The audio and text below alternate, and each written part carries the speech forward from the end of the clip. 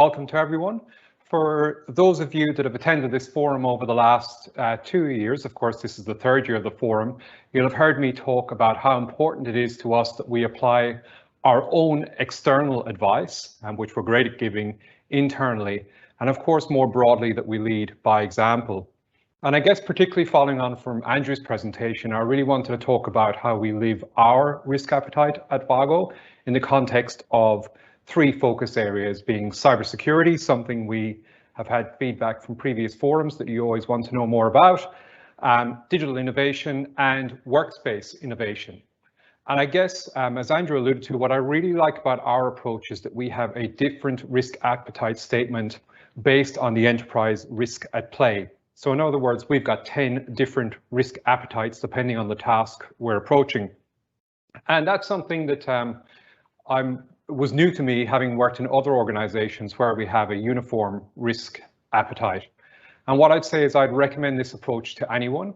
And the reason I say that is because it takes what can otherwise really be quite a low value endeavor and extract real value from it by helping guide the risk versus public value decisions that Andrew spoke about. I guess we're all conscious that living in a world with ever increasing sunlight on public sector decision making, that sometimes the default position, again, as Andrew said, can become one of de-risking, which we know doesn't necessarily maximize public value.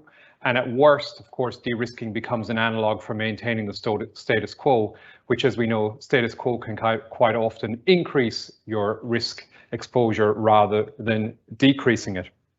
If I think about one thing that I love about working in the public sector, it's our fundamental ability to innovate, to take what is ultimately relatively vast and stable finance resources that are not subject to commercial pressures like paying dividends, and to be able to invest them in improving lives of Victorians. And that's something that we really stand for. And as Andrew said, we have quite a high and ever increasing focus on spending risk capital.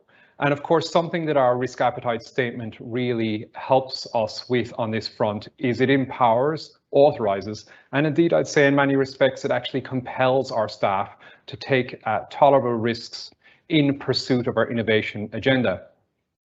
And something, of course, I'm further conscious of is that oftentimes people will use our office as a tool to ultimately try and almost coerce people into a universal risk appetite of nil, or perhaps worse again, maintaining the status quo. I'm sure we've all worked in organizations where we hear statements like the auditors said, or the auditors won't like that, every time someone talks about an innovative pursuit.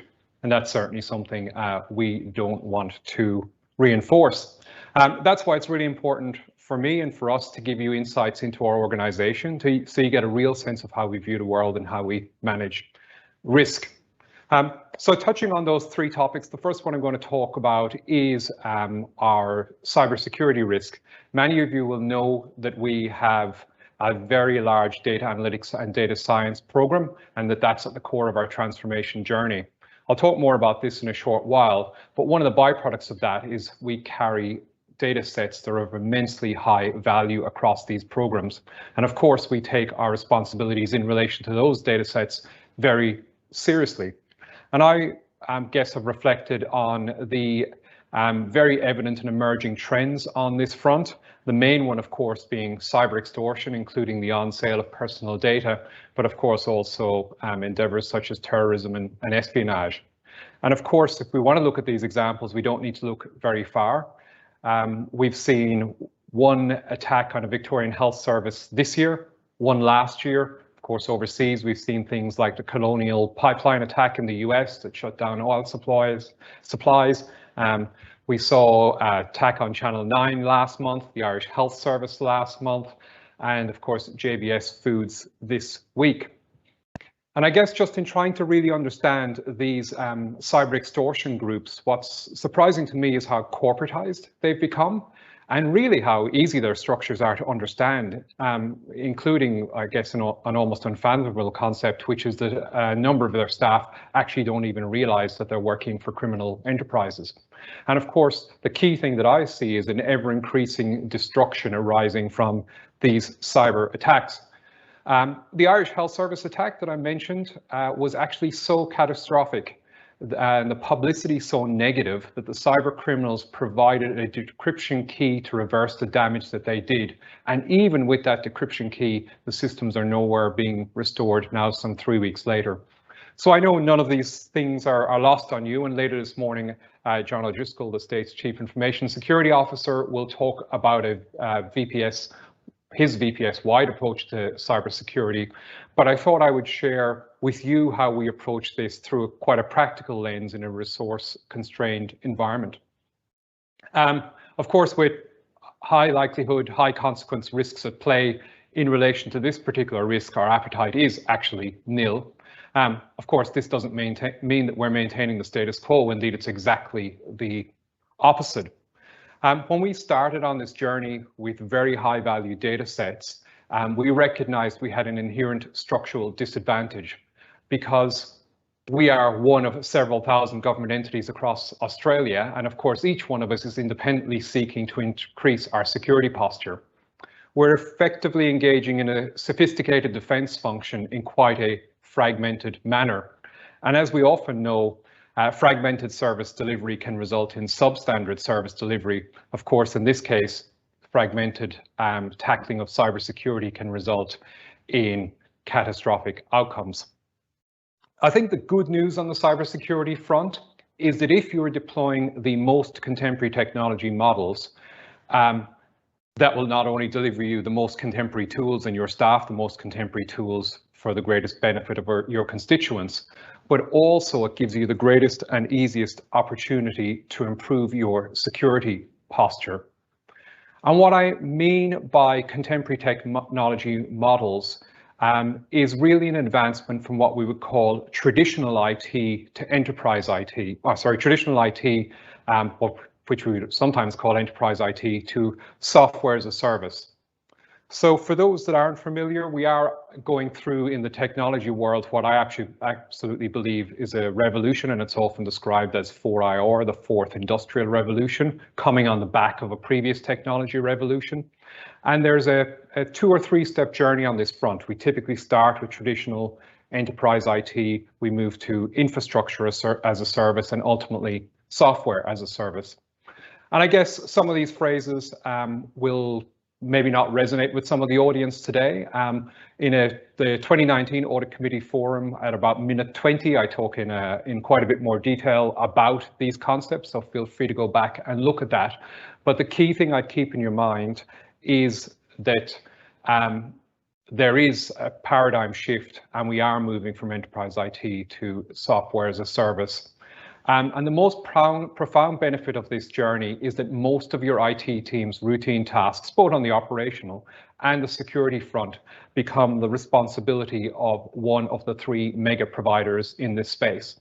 And the 3 mega providers, of course, are Microsoft, delivering services like Office 365, Amazon with services like EC2, and Google. And of course, in the public service context, Microsoft is quite prevalent, so I tend to look at the world through their service offering lens. The great advantage of this journey is it really solves the fragmentation challenge that I described earlier, because by moving to infrastructure service and software as a service, it frees up immense resources within your IT team. That said, we all know how we react to risk, sometimes quite viscerally, and of course we tend to underestimate risk that is under our direct control and overestimate risk that we don't directly control, which of course has regrettably delayed many organizations on this journey. But if you are starting out in your cloud journey, and I'm assuming most of you are somewhat advanced, it may seem daunting, but the question I always ask myself is, who is likely to perform better? My IT team, magnificent and all as they are, or a provider like Microsoft with 500 million daily users, a $1.5 billion annual security budget, certification to 60 international security standards, and the future of their $2.5 trillion organization at risk? And for me, the answer is clear. The other benefits in tackling this infrastructure as a service, software as a service approach is that it enables organizations like ours, small organizations, to deploy immensely sophisticated security tools that would clearly otherwise be beyond our reach in a traditional IT environment. Indeed, most of these tools are actually the tools that the mega providers, Microsoft and Amazon, use to secure their own environment. So hopefully that gives you some context around the shifting sands and how contemporary technology and contemporary technology models can be our friend. So if I were an audit committee member, there are 3 simple questions I would ask to get a sense of cybersecurity within my organization. These are by no means exhaustive, but the first question I would ask is that since beginning your journey of moving away from this legacy enterprise IT environment to this new world of infrastructure as a service and software as a service, how many enterprise servers have we replaced? And just by way of demonstration, in our case, the answer is 100%. We've moved 73% of our workloads to software as a service and 27% to infrastructure as a service. And hopefully by now I'm painting a picture that provides a profound advantage to us. The second question I would ask is, what's our maturity level when assessed against each strategy in the Essential 8 maturity model, something I know John will talk about later. And for those that aren't familiar, the Essential 8 was a model developed by the Australian Cybersecurity Centre, and it contains 8 what I would call baseline controls. And the final question I would ask is, what is our Microsoft Secure Score? And for those that are not familiar, Secure Score is one of these next generation cybersecurity tools I mentioned earlier. There are many more, but this is perhaps the most powerful. And what it does is something quite amazing. It looks at your environment and it actually gives you the controls to implement and monitors them in real time, including regressing your secure score if you don't do what you need to do proactively. While like any control framework, it's not a definitive solution, it certainly guides you on the journey in implementing over 100 sophisticated contemporary technology controls. Of course, something I caution people about, and people always ask this question, is your environment secure? And what I say is, your security posture should never be looked at through the lens of a secure, not secure binary view, but rather as a continuum, where I would say something like the underpinnings of moving to software as a service is a really good indicator that you're committed to security. Compliance with the Essential 8 I would assess as being kind of a fundamental baseline measure, and if you're not Essential 8 compliant to at least level 2 or level 3 maturity, I'd seriously question the security of your environment. And then I think Secure Score, of course, would finally represent a more mature indicator of maturity. So that's a little bit of a brief lens, a little bit of a brief look at how we approach cybersecurity, something where we have a nil risk appetite. Now to 2 projects where we have a strong risk appetite. The first relates to our digital transformation journey, and in particular what we call our Empower product. As many of you know, audit is characterized by requesting, extracting, uploading, downloading, manipulating and reconciling data over and over, and Empower automates that process, presenting our financial auditors with dashboards and the other intelligence they need delivered on tap. And ultimately, our goal here is to deliver you a more efficient and more effective audit. And thankfully, we've seen some green shoots in our second year on that front, where we can certainly see the tool is yielding a more effective audit. And indeed, actually, we're seeing some downward pressure on fees, with one fee being reduced, one large client's fee being reduced by a significant amount in response to how we're applying data analytics. I won't have an opportunity to talk in huge depth today about our Empower product, but again, there's a presentation on our 2019 program on our YouTube channel that talks to that. But what I would say is that really this is a major financial innovation frontier, and we're proud to say that our internal software development team really are world leading on this front.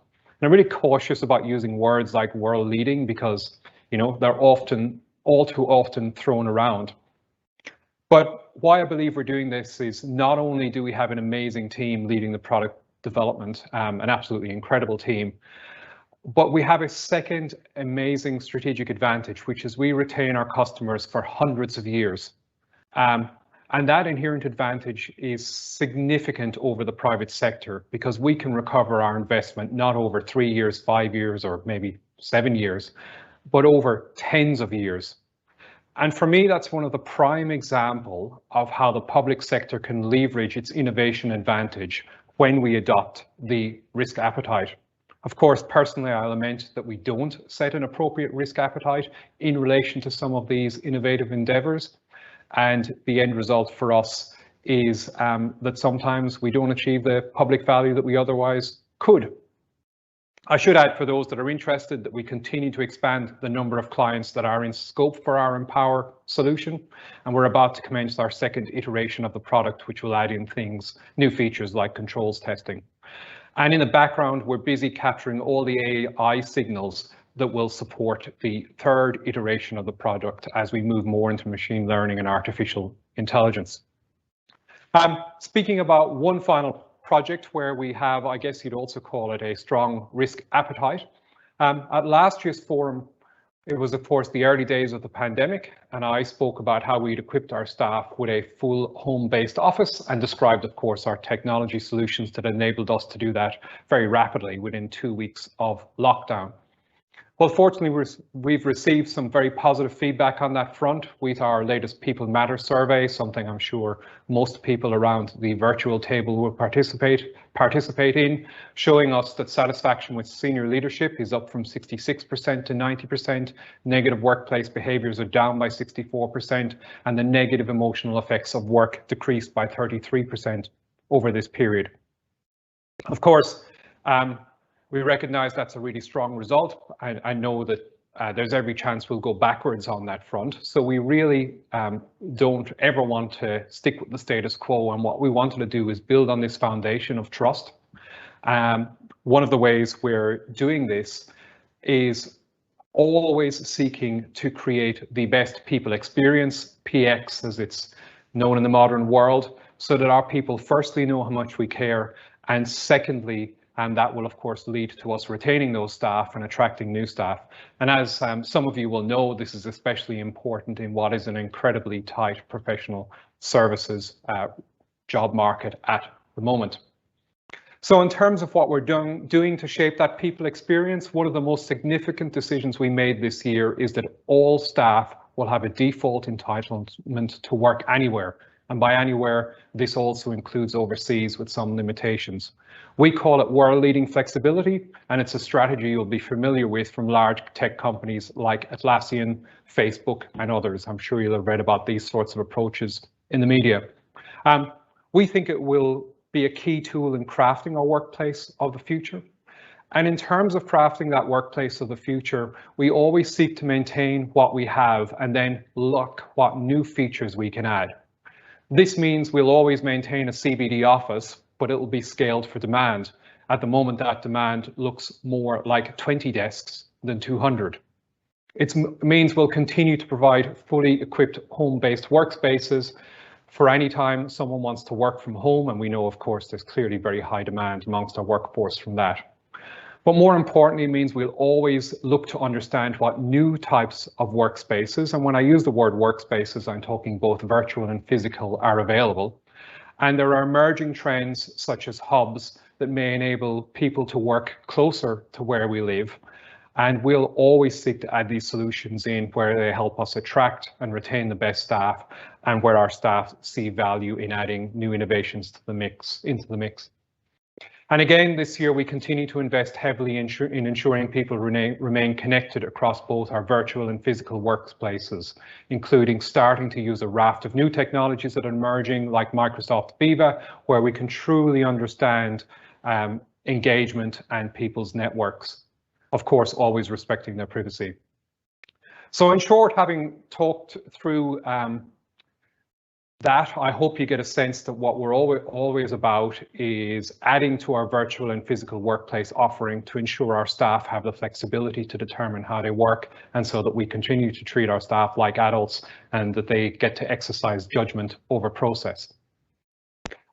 So hopefully I've given you a sense of how we live our risk appetite at Vago, although quite briefly, in the context of cybersecurity, digital innovation and workspace innovation, One particular example, which, as I said, has a nil risk tolerance, and the other where we have a very strong risk tolerance.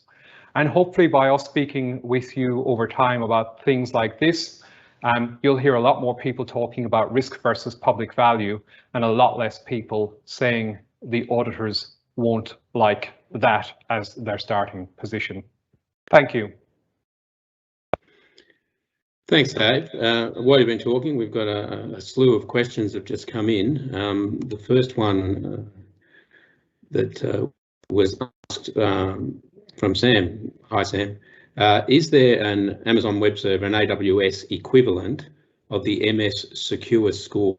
Are these concepts, do they relate to each other, or is that a separate issue? I'm familiar with most of Amazon's offering, but I'm not very much across their cyber offering at all. So unfortunately, I can't answer that question. Okay, no. Yeah, it's a simple answer. I will say, Andrew, the Amazon environments are reasonably infrequently encountered. And for us, we've chosen to really develop a vertical expertise on the Microsoft front. I often have debates with some of my peers around whether a fragmented approach with some of your services in Microsoft and some in Amazon is better. But I've always chosen a vertical approach for the reason I've just outlined. It's hard enough to be across one company's offering, let alone two. Yep, good. And look, just the last preso on our approach to staff and where they work. There's a few observations which I think have merit, and we're certainly not dismissing them. But you know, the observation that it's always good to have our auditors out on site, and also allied to that, you know, are we concerned that we'll lose any kind of benefits from bringing staff together into our workplace in terms of collaboration and even innovation? Yeah, so I think Andrew, you'd probably be well placed to answer this, but I know the things we always talk about as an executive is the need for particularly more senior staff to attend on site, both in terms of being able to understand things like tone from the top and effectively get a sense of the organization. And secondly, of course, so that they can effectively liaise with the organization in the way that they'd like to see that. All of that said, to achieve that, I think we can still have a significant reduction in on-site attendance. And ultimately, at the end of the day, who pays for on-site attendance at our average charge-out rate of $160 an hour? It's you, or perhaps I should say more correctly, the taxpayer. And us putting 4 or 5, you know, us sending 3 or 4 people on a journey with accommodation for a number of days is perhaps not offering the best public value. So I guess it's really for us, it's about getting that blend right, sending people on site where it really matters, but also yielding the efficiency that new ways of working can achieve when we can do that. Of course, what we're also encountering in the new world is when we're on site, it doesn't mean that our clients are on site. So the world has fundamentally shifted in some respect. I think I endorse that, Dave. I think what we're saying is that, you know, quality of engagement is much more important than quantity, and having the right people engaged, and maybe this new approach to working will allow us to engage at a more senior level and have much more targeted engagement. But there's an absolute valid point here that, you know, to understand the culture of an organisation, sometimes you physically have to get in there and embed yourself in it, and that sets the context for your audits. There was a question, I'm just trying to find it again. Oh, look, goes to our audit service providers, and either you or Roberta can answer this, but I know you could answer it. Is the Empower software available to our Vargo audit service providers? Yeah, so in general, I think people know that most of our high-risk, larger jobs are in-house, and that's where we're applying this technology first, because it's where it's got the greatest capacity to have an impact. So the simple answer there is, in general, audit service providers do not yet have access to Empower, and as we continue to expand the scope, that's where they'll begin to get access to that product. Excellent. And Sandy's asked, you know, how can people get to know more about our flexible work arrangements? And Of course, we understand, in terms of the broader VPS, there are, again, the authorising environment comes in here about encouraging VPS staff at least to come to the office 3 days a week. But I'm sure we'll be able to share, maybe even through this meeting, our better normal strategy as it goes to flexible working. Yeah, I think, Andrew, we can certainly share our better normal principles. And I'm sure for some people they'll be a little confronting because they are, as I said, we'll call it world leading, but they're certainly, at the forefront of flexibility. And it gives rise to all sorts of questions, like, would we employ someone in New South Wales, for example? And I think our answer is we'll always employ the best staff member to deliver the best service for our clients, particularly in a really, really tight market. And I'm sure that's what you'd expect us to do. Indeed. And if I just go back, there might be one more question before we then move on, and we'll be able to round out any other questions later on.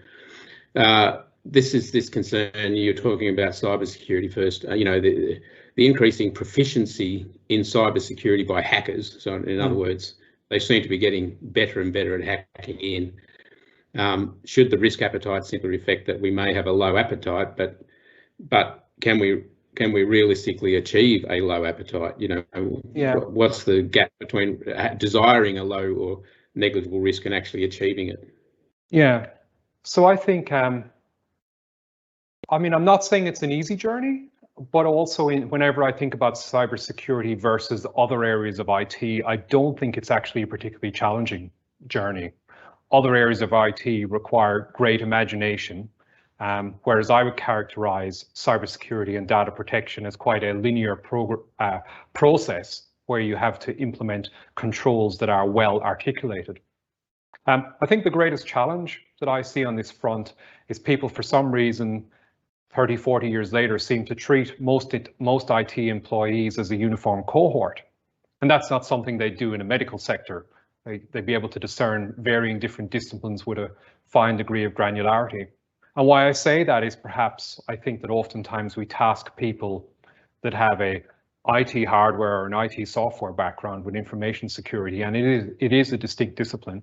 But what I would say is with reasonably moderate levels of knowledge, you can make incredibly high advancements. And what I observe, in absolute honesty, is immense immaturity. I think in many respects, a lot of organizations are kind of in the, let's put a deadlock on the door type scenario. So the immaturity that I see is profound. It is very, very basic what is out there. So it is no surprise that anyone that sets their mind to it is very readily able to attack environments. And it's really just happening in an opportunist way at the moment. Just as a little bit of an aside, something that always occurs to me is, people often ask about nation state attacks. And of course, we don't see many of them happening, but we do see the associated footprints. And I don't think that does anything to, calm my sense of risk around those attacks, because obviously those attacks would be likely to be subject to a much longer attack vector, and the end results wouldn't surface at this point in time. So basically, in summary, Andrew, I'd say with moderate levels of expertise and actually getting in and getting things done, you can make just profound advancements in data protection with what is relatively quite a limited effort. So I don't think it's beyond any organization. Thanks, Dave. And that's probably a nice segue over to John. John's coming in about 3 speakers from now, but he might keep that in mind as well about his views on cybersecurity and our levels of maturity at the moment. And the question's been asked, and I'll defer this to John because he may have better insights, is home office setups, are they creating greater risks, basically? Are they our weak link? So we might leave that question for John, but thanks very much, Dave.